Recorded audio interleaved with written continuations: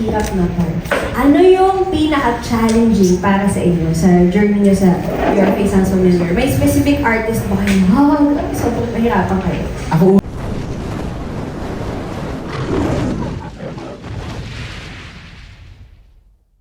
una po yung ano talaga, yung Alphabet, Defying Gravity namin ni Marilyn.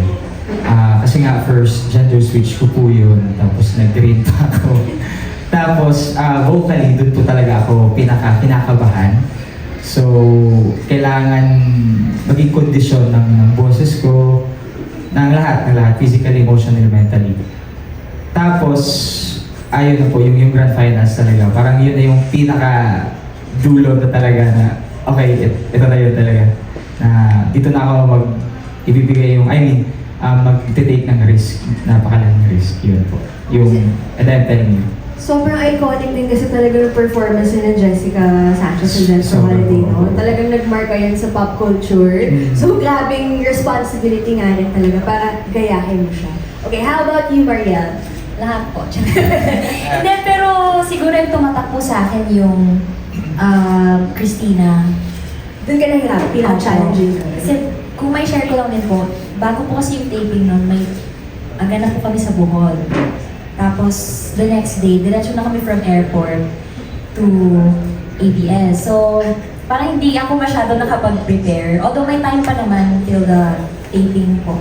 Pero nagkaroon ako ng parang doubt po kung kaya ko ba siya. Especially with Christina being not just the singer that we know na kaya niyang ganito. Pero dahil icon na rin siya ng mga ginagaya talaga.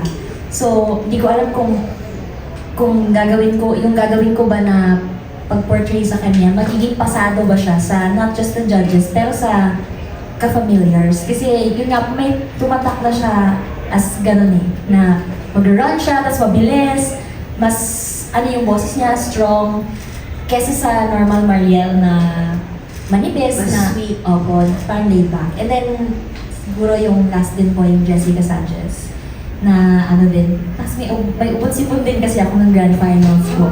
Kaya medyo na takot rin ako. Kasi hindi ko kaya siya i-push na gumaralgal ng gumaralgal. Kasi baka mamaya hindi nagkaralgal yung lumabas. Iba, di ba? May green na rin. Yun po, Jessica and Christina. Yes.